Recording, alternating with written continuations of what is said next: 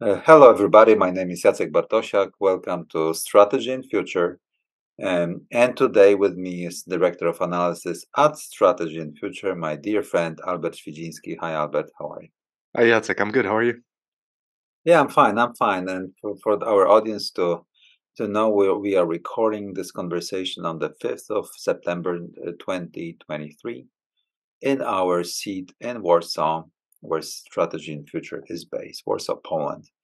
And today we're going to launch the sort of a new series of programs dedicated to the template that we have created. Actually, we are still finishing it. That will help within Strategy and Future to predict future.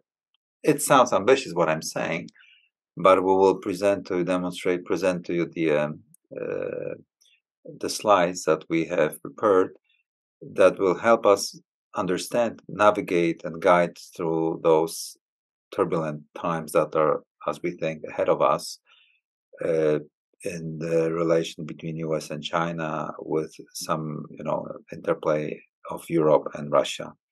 And Albert and I will be talking about it. This is episode 1 of this series, templates, how to predict the world events.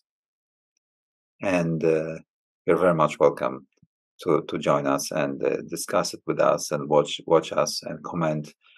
So please subscribe to our YouTube channel and of course join our group of subscription at strategyandfuture.org, where we publish in Polish and in English. So, if I could just add a couple words, what we want to do is we want to create a framework that will allow us to sort of interpret events and see which direction or what trajectory they are likely to take if they happen, right? So they won't be understood piecemeal or in separation, but rather we try to create a model that will guide our understanding when something happens or This, doesn't happen. yeah, using more commonly used terms, it's a map of structural interest of the parties involved that usually guide the behavior of the leaders of the countries and powers. And we'll try in this way narrow the options that are on the table for those leaders if they are rational people that make decision based on the best interest at the moment. And this is sort of helps us navigate. You will see what we mean when we will start showing the presentation. So let's get started, Albert. Yeah.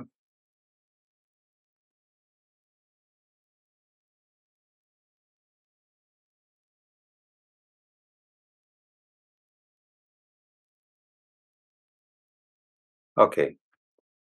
Can you see it? Yes, I hope it's all well seen. We at Strategy and Future, we have undertaken sort of an effort to understand the series of events that we already call a scalable world war. So we have created a project. This sub-series is called The Temptation of a Limited War. We have seen that we are of the opinion that the United States has delivered a masterpiece of strategy vis-a-vis Ukraine, war in Ukraine, in terms of control of escalation. And basically what we want to show that the underlying structural forces are always centered around the escalation management and the risk related to it. So how far we are from the, for example, major kinetic war, it's always about the escalation management if the parties involved do not come to terms, do not agree on the rules how the world operates. And this is exactly what is between great powers. Neither Russia nor China or United States cannot agree on what terms the world operates and the strategic flows operate. So this is basically what I want to say at the beginning. So let's get started with the basics. Of course, for the learned audience of ours, it's nothing novel, but we have to state it. We have to start from that. Basically, United States is, of course, located in North America. but it always intends to deny regional or continental dominance of any important parts of Eurasia. The US always acts against consolidation in Eurasia. But what we mean by consolidation of Eurasia is creating a consolidating trading bloc that would be against US interests and without US influence and control of this bloc, or the security arrangements that would exclude the United States and its influence on Euro-Eurasian matters. Because all history of the world on major events are taking place in Eurasia and around the Eurasia where strategic flows at sea occur. So any attempt to consolidate, either by Kaiser Germany or Hitler's Germany or Soviet Union or China or Russia and its periphery, is always opposed by United States. United States doesn't do it because it's a democracy. It doesn't do it because it loves freedom-loving people. It does it because of its interest of controller of the strategic flows of the world and how the trade operates, and the technology cycles, capital cycles, investments, and so on and so forth. United States dominates. In order to achieve this, the United States has to dominate the rimland area of Eurasia, which is the littoral parts of Eurasia, close to the ocean, to the seas surrounding Eurasia, where strategic flows occur. They control it via Bretton Woods system with the US dollar, institutions, all those institutions that are the children of the Bretton Woods system. And they control it via security arrangements since 1945 that have been in place, be it NATO, be it many bilateral agreements with the Asian US allies. What is very important to note is that the United States, on its part, since the 19th century, denied access to the Western Hemisphere, where the United States is located, to any outside power, be it UK or Spain or other European powers, by even waging war like against Spain or preparing for war against United Kingdom at the turn of the 19th and 20th century over the control of the Atlantic. And of course, even during the term of President Theodore Roosevelt, he had this doctrine, Monroe Doctrine, is extended to embrace also situations where the countries of Latin America that owe debt to the United States could be, there could be domestic internal interference of the United States government in internal matters of those countries because of the debt that they owe to the United States government. So the interpretation of the Monroe Doctrine tended to be also very broad, let me put it that way. And effectively, the United States eliminated all powers that could threaten the United States' interest in the Western Hemisphere. While the United States is still has been a dominant power in Eurasia and around Eurasia, and the great power competition that we are seeing now is all about the distribution of power between Russia, United States, and China, exactly in Eurasia and around it. United States intends to deny regional dominance in Eurasia always, without any exception. Once the United States became powerful enough to have interest outside of the Western Hemisphere, they always tended to behave in this predictable manner, always denying. World War I, World War II, Cold War, Rimland Alliance system post-1945 until now. Even pivot to Asia that was announced during Obama's term by Hillary Clinton was an attempt to demonstrate the willingness of the United States to deny China even the the partial regional dominance in trade, in creating the trading bloc, or some sort of the threatening or undermining the perception that the United States is the most powerful militarily most powerful country in the Western Pacific. Trade war against China starting in 2018 until 2019, 2021 was always all about that.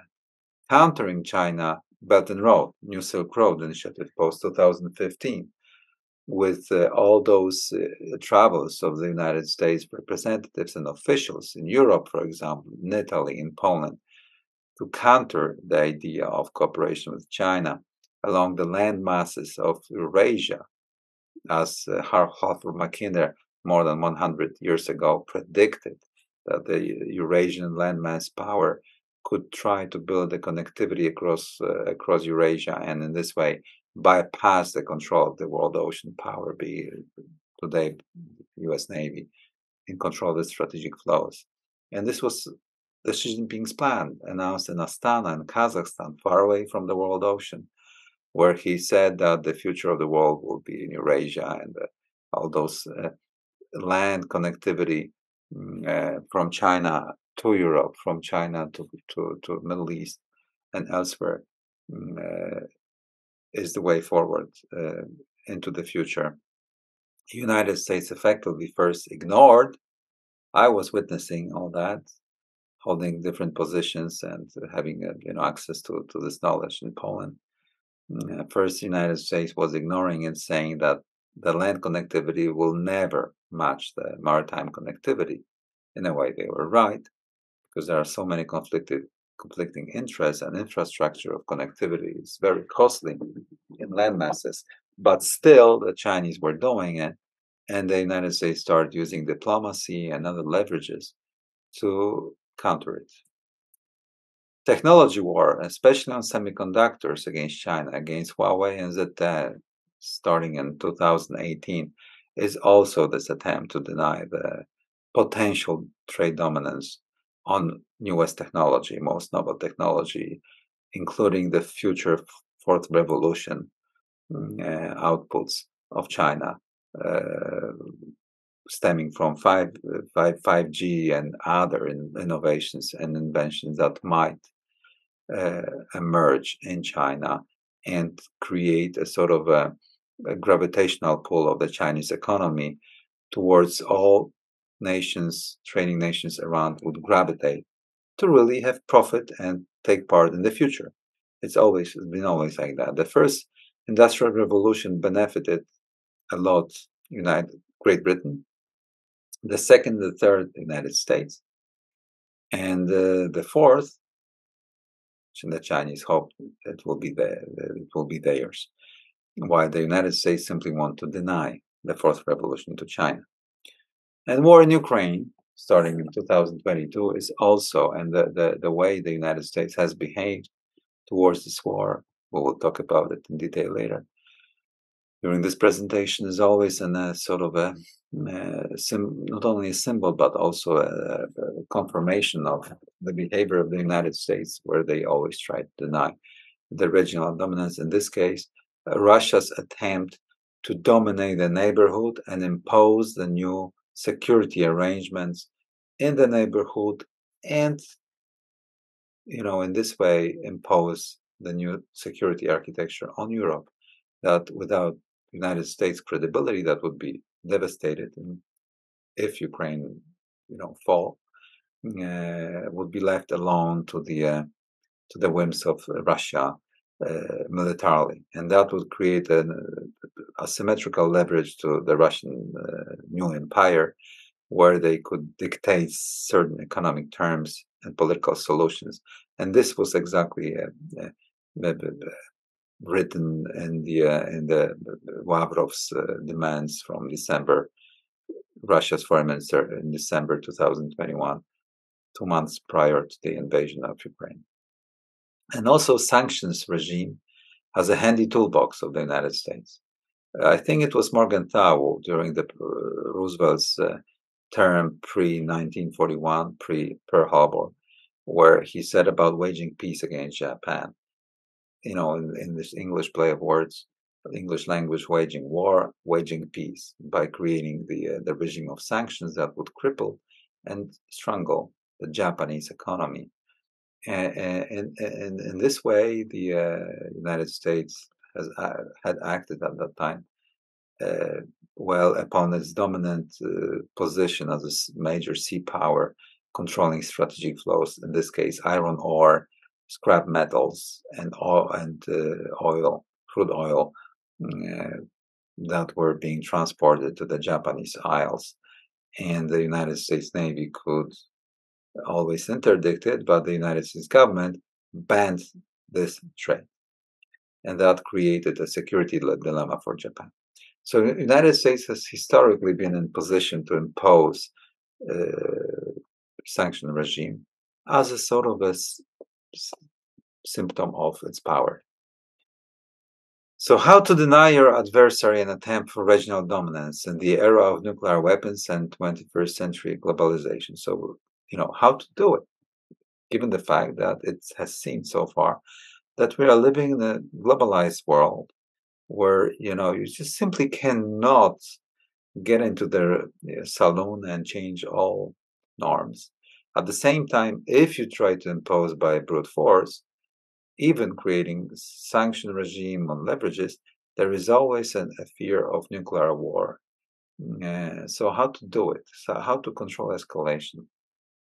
So there are three major elements how you do it. Control of strategic flows, so movement of people and so on. We will talk about it in a minute.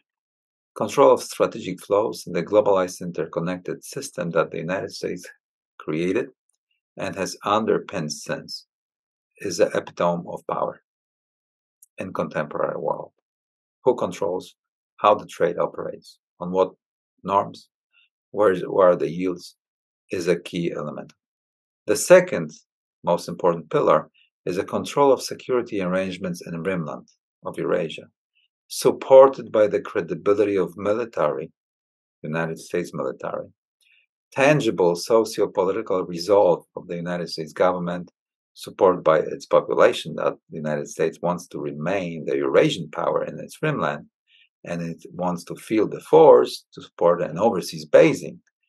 And the United States shows that it still possesses the adequate power projection capability to be there in times of crisis and war, not just to drop by, but to be there and be resilient and in a fighting mode and ready to take a fight.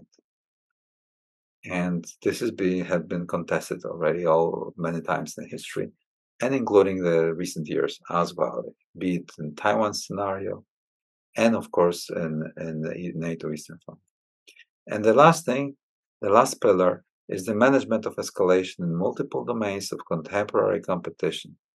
Here we have a concept of escalation ladder. Even an escalation ladder is given the diverse domains of today's world, from data to energy pipelines, from the transportation of raw materials by ships to transportation by trains and lorries, from internet to sending maybe in the future the energy by remote means of sending.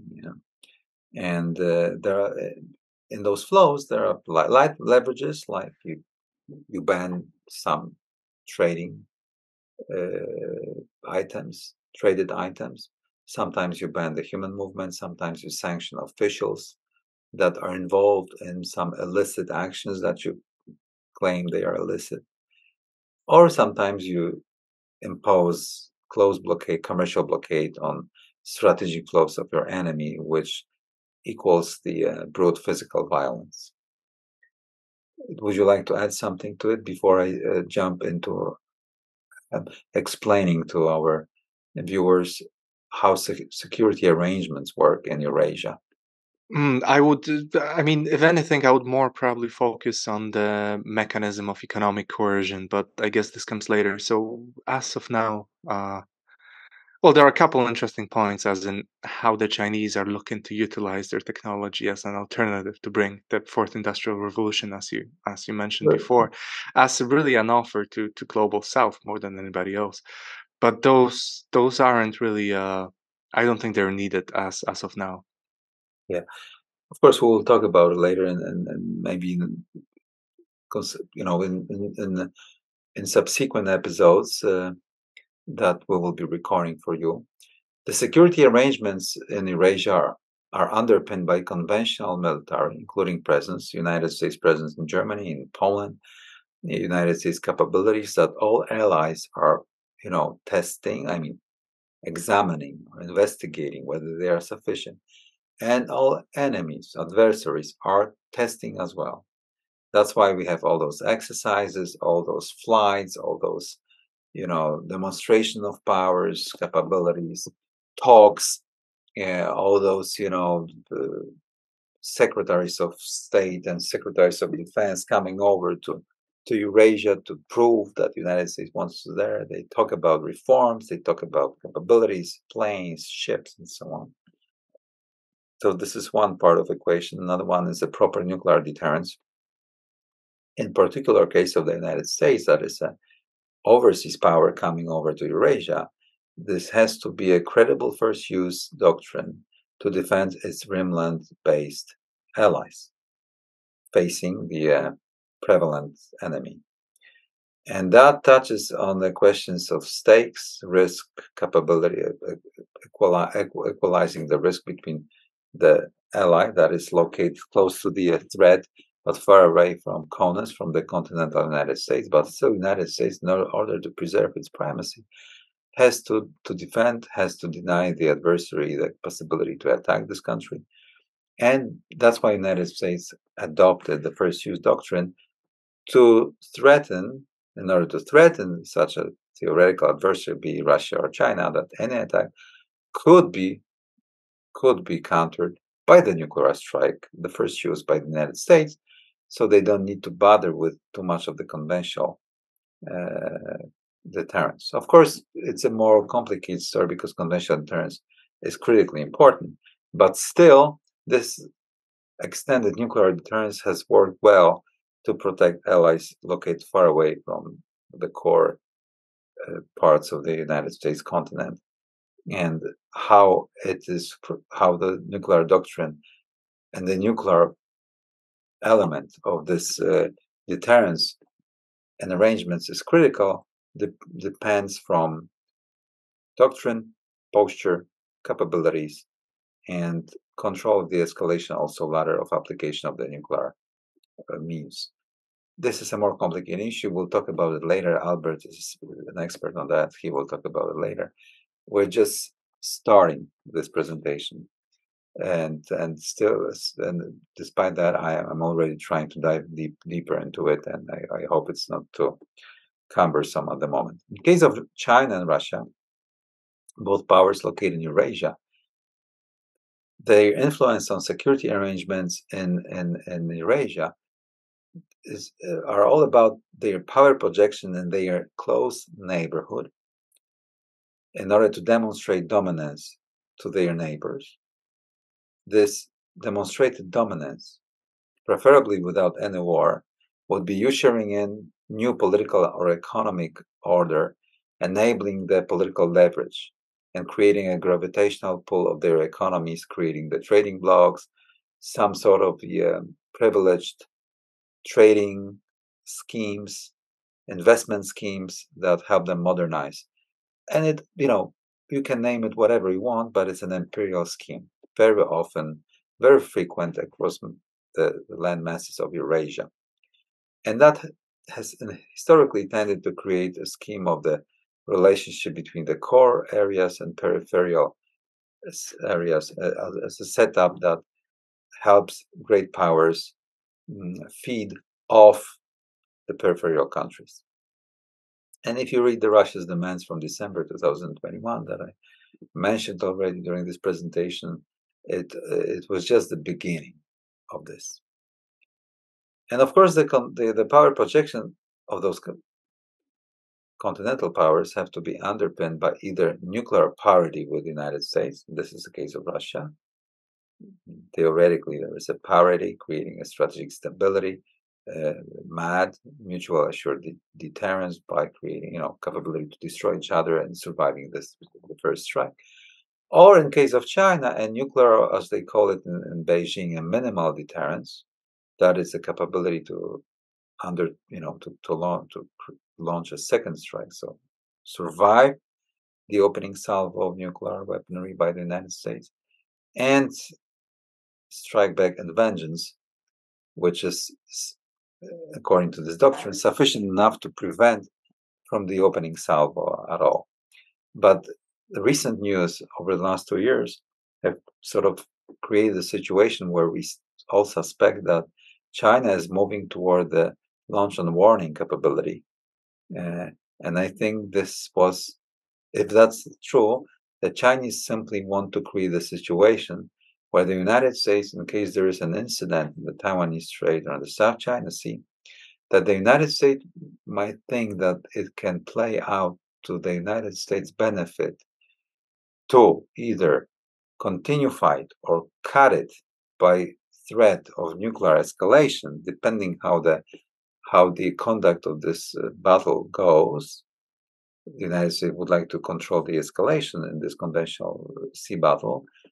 If the Chinese move to the deterrence by the launch and warning, it may sort of have a sobering effect on the American conviction that they will be in control of the escalation, touching on the nuclear threshold by, for example, trying to de-escalate. The United States trying to de-escalate by threatening the use of nuclear weapons. So in this case, China would not be that susceptible to that.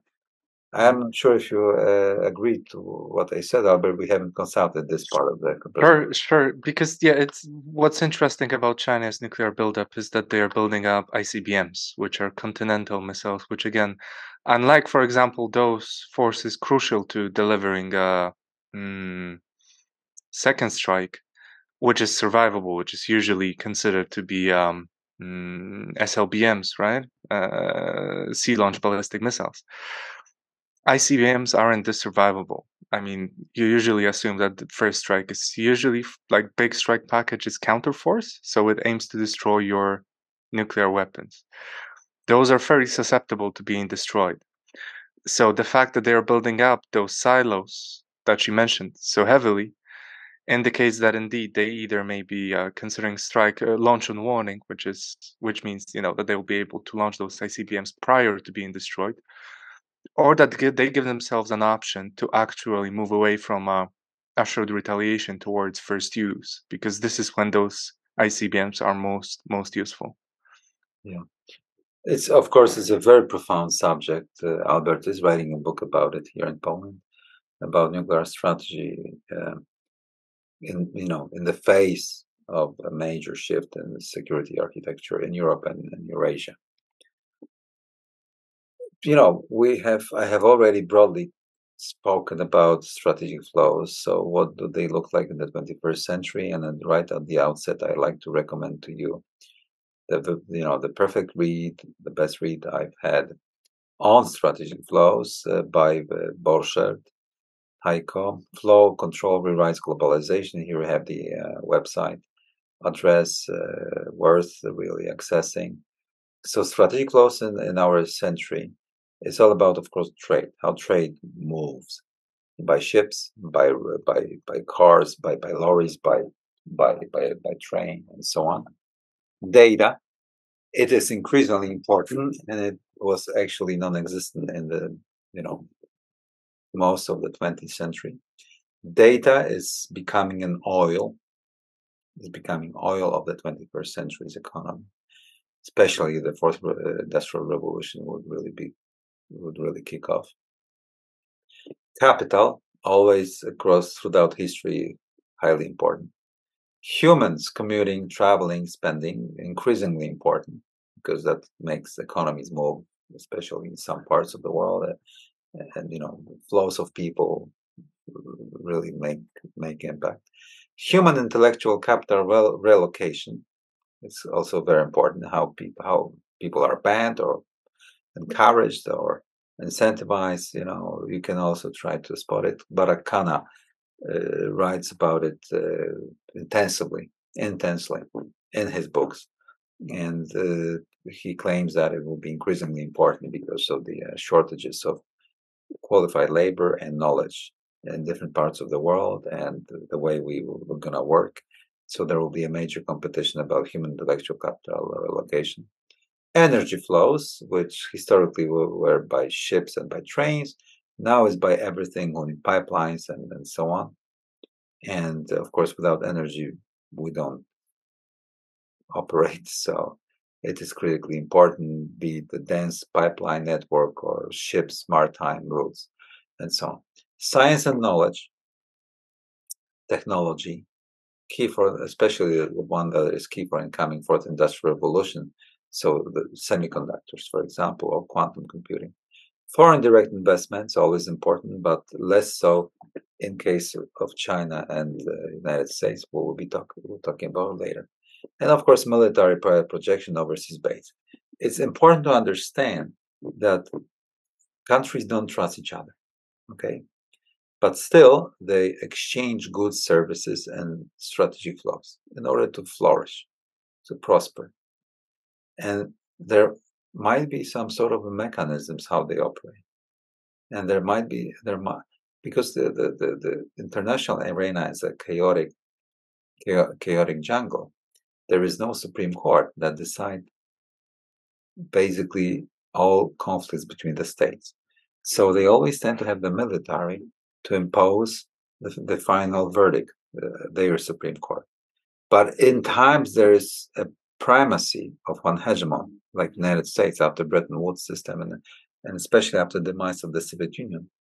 United States has worked as a theoretical Supreme Court with its military, with its US dollar, with its Bretton system. For example, providing US dollar and treasury bonds as a tool to operate the currency of the world so that people could buy strategic flows in one official currency that was backed by the US military geopolitical preponderance. Okay, so how people trust each other, selling and buying all those strategic flows, it is because the system was based on the primacy of the United States, its institutions, and the US dollar. Okay, once it's broken or fractured, it's becoming very chaotic, and all those flows are becoming a playground of a major battle who's gonna prevail over whom and impose the rules that would benefit this party. And we are in the opening stages of this process as the world, and that's why we call it the scalable world war. Would you like to add something to it, Robin? I think it touches the core issue, right? I think so, sure. I guess next part when we focus more on economic sphere, on the way they was try to do coalition forming, stuff like that. But as of now, in those broad strokes, I think you did a great job. Nothing to add. It's worth mentioning that control of strategic flows is the ultimate geopolitical leverage of major powers, of also of each state. And the major role of a state and its existence and why it exists with all institutions is to control the flows, to control how it interacts with the world, what it buys from the world, what it sells to the world, on what norms, how it protects its interest in this market of exchange, how it controls its domestic flows from regions with population to the regions with coal, from the regions with oil to the regions with agriculture, and so on and so forth, and a dense network of influences and connectivities, increasingly important because of technology. Historically, it was all about maritime connectivity and a bit of roads. Then it was trains, railroads, airplanes, rivers, everything, right? And because we have entered such a chaotic period of the history of humanity, geopolitical risk has become increasingly important for business and companies to to investigate. And that's why at Strategy and Future we deliver a lot of geopolitical foresight in private meetings to business community in Poland and across the region, across Europe, because they now are in need of predicting what's coming, what is to be sanctioned soon, what impact it will have of supply chains that are that resemble the human organism with all vessels and veins and organs. So supply chains are fractured, restructured, reshuffled, whatever you call it. And at Strategy and Future, we're trying to predict which way they will be restructured. That's why we deliver, we share this knowledge to the business community. Especially that now you really have to be more nimble and reactive than ever before, because again, the flows, just as water, it's very difficult to block flows, especially even for the United States, to be quite honest, without a robust coalition. But that coalition would have to act in disregard of its own economic interests. So whenever the US, and we've seen this, the ineffectiveness really of sanctions regime, both in case of Russia, I think it can be argued, that the flows, just like water, are able to go around obstacles, right? And we also see it with China. You mentioned that. I think we're going to go in further detail on this in future episodes about how the US was unable to win the trade war against China, right? Yeah. And now it increasingly seems that it has also failed in its attempt to wage technological war against China. It's becoming more and more clear. Even another interesting little detail, maybe to give to our listeners at the very end, the much debated news that China has dropped down to third place when it comes to major exporters to the US, which again, on surface level, would appear to show that blocking strategic flows is possible. But that was apparently debunked at Jackson Hole meeting, the Fed meeting, where it turned out that the exports directly from China to the US have diminished, but that was offset by China's export to Mexico, which again replaced China as number one provider of goods to the US. So it's very, very difficult to block flows, strategic flows, without a very robust coalition, which again is hard to form. And I guess this could be a harbinger of why US attempts to contain China are going to be a very tall order for the United States. Yeah. The same went so far for the sanctions on Russia's oil, for example. Russia has been selling loads of oil to India, and it was refined in the Indian refinery. Saudis as well, yeah, and sold, further to Europe. Yeah. But also, it's very difficult to do it. If you look at economic flows from Turkey, for example, to Russia, they increase exponentially after the war has begun and sanctions were levied. The same applies to Armenia, which has apparently become a superpower when it comes to buying cars from the West, which is quite surprising. They don't need all that many cars, the population of Armenia, and yet here we are, because again, those cars are usually resold on a Russian market. So it's a very difficult undertaking to do, especially if you don't have a super robust coalition to enforce those blockades of strategic flows, and countries don't really want to do that, right?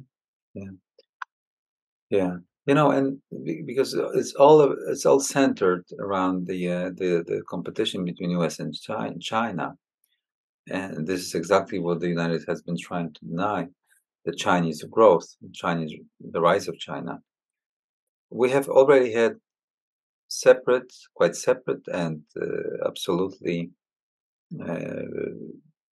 different periods of interaction with China. First, we had an engagement, and here we have the face of Secretary Paulson, who was an advocate of engagement with China. The theory was that the more interaction the United States had with China, the more liberal China will become, the more open, and the more money the Americans will be making, and the Chinese will accept all the Bretton Woods system.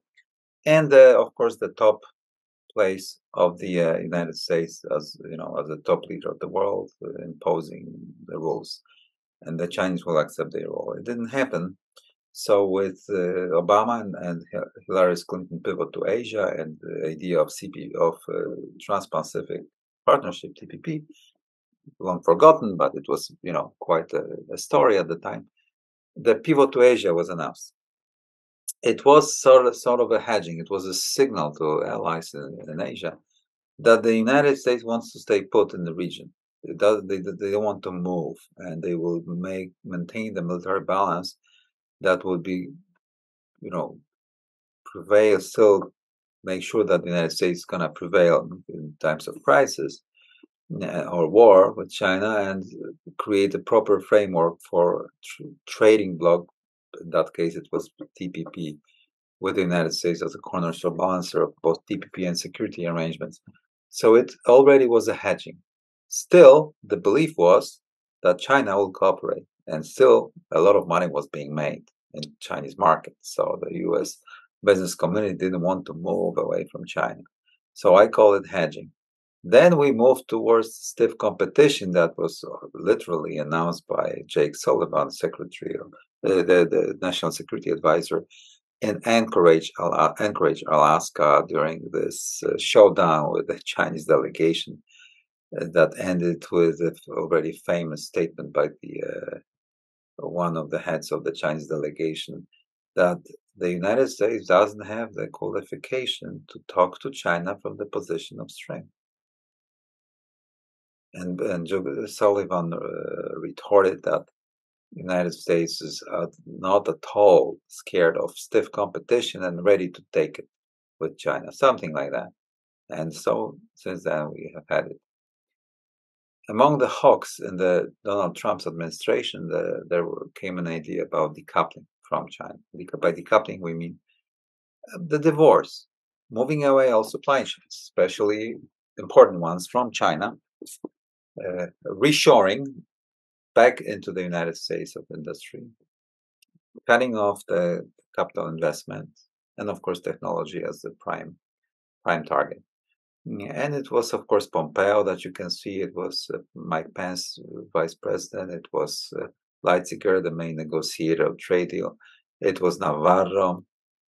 Those guys were hawks. They wanted to decouple. There were also rumors towards the end of the Trump's term that he's, because of the COVID, that COVID completely destroyed the rest of trust, if any, was still there between the U.S. and China, and that Trump was contemplating the issuing of the bill for the COVID plague in the United States to China, and offsetting it with the outstanding debt that the United States owes to China in treasuries, 10 years bonds. And that would be a Armageddon financial war that would trigger probably the catastrophe of epic proportions. But there were such rumors that some of the hawks in the United States government that I have just mentioned really were in favor of that, thinking that the United States, as the main issuer of the reserve currency and major geopolitical power, would longer term maintain its credibility as a financial power, because the investors would not have any other place to go. So after several weeks of probably, making some noise and crying, the investors would realize that they wouldn't have any other place to go if Trump did something like that. So there was this feeling. There was some gossips that I heard from DC. I don't have any evidence, but if that was the case, I mean, that would completely destroy the world we live in terms of the strategic flows and trade and trust. And of course, the Europeans that come from Venus, not from from Mars, instead of talking decoupling, they started talking de-risking. Sitting on the fence, they want to appease China, saying that it's not decoupling, it's just a few things from the national security arena, please understand we need to appease the United States a bit. And at the same time, they didn't want to offend the United States, so they wanted to, stay in the game with both. So they started talking about the risking, but I think it was cut short and done away by the Chinese foreign minister traveling to visiting Germany like 2 months ago, saying that any de-risking will trigger decoupling of the German interest from Chinese economy, something like that. So the Chinese suggest worldwide that they don't deal with the wording, decoupling, the risking. Who cares what it is? There is no move away from the Chinese cooperation with China, or China will retaliate. And here we go to address the situation that if the decoupling materializes, it's not going to be, in my opinion, just containment of it's going to be a crude rollback. Nobody has ever done it without a major war. A rollback is pushing away China from their already invested interest, the deals that they have, like on 5G or Huawei, the bridgeheads in other economies that they already have, the money that they already spent would be sort of lost.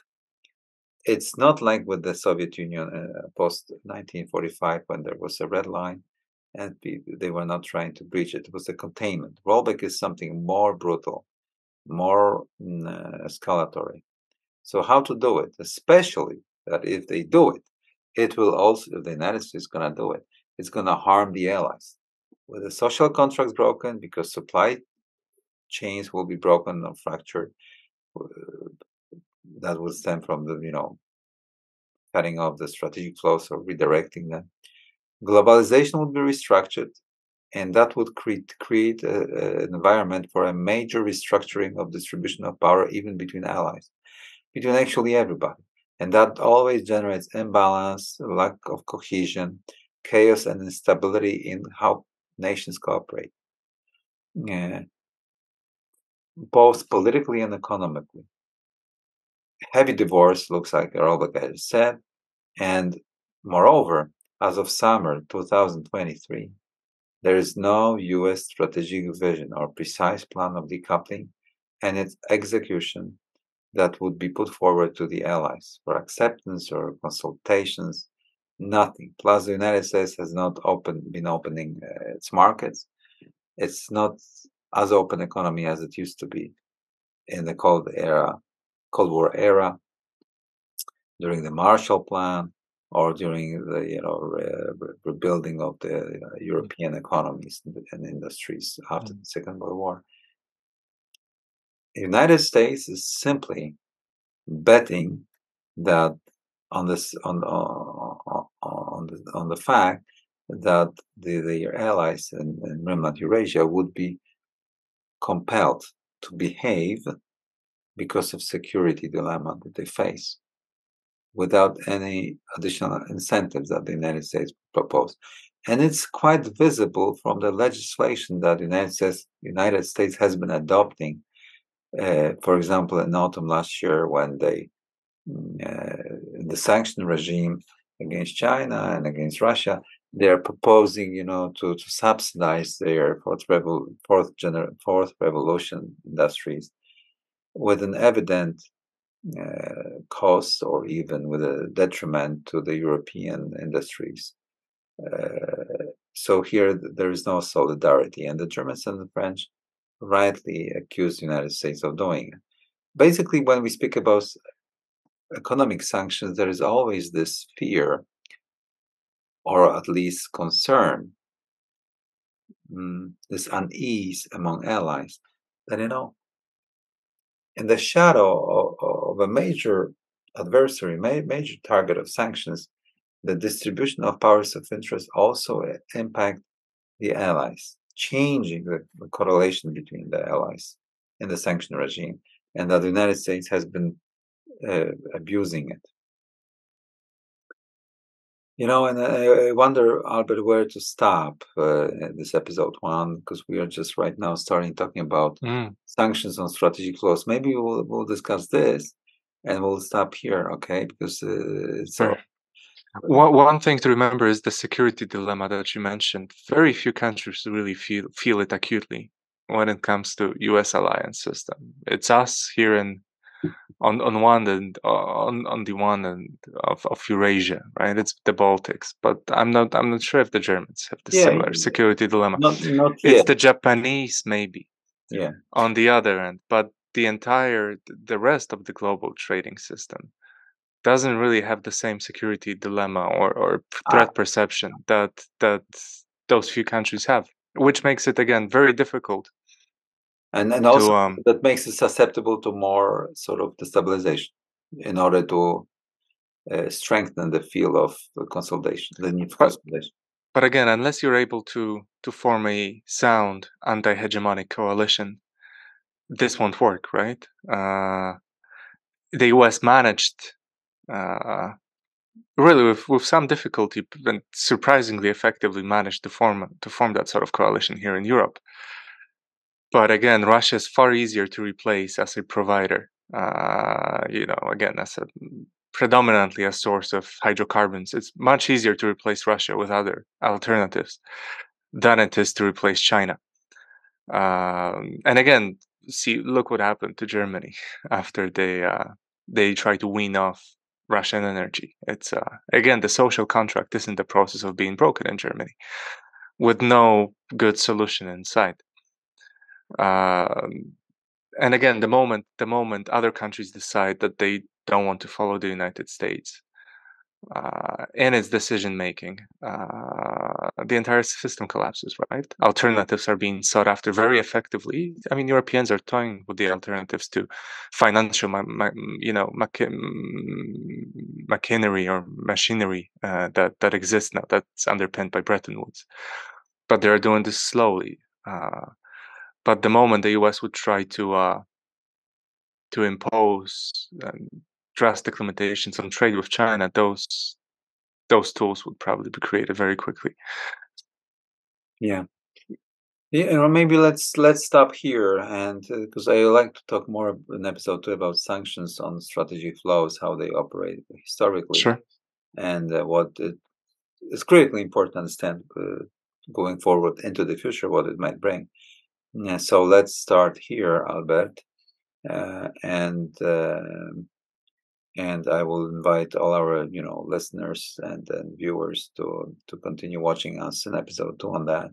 It's just the beginning. It's a major undertaking on strategy and future, and we just have touched the basics, okay, in this presentation. So stay with us for more. And it will be much more detail. It will be about security dilemmas, about war, about trade, technology, and about ever narrower place of maneuver for political leaders in China and the United States on this that are already on this trajectory to a major confrontation, unfortunately. This is what we think on strategy and future, and we are very much concerned. Albert Świdziński, Jacek Bartosiak, stay with us at Strategy and Future.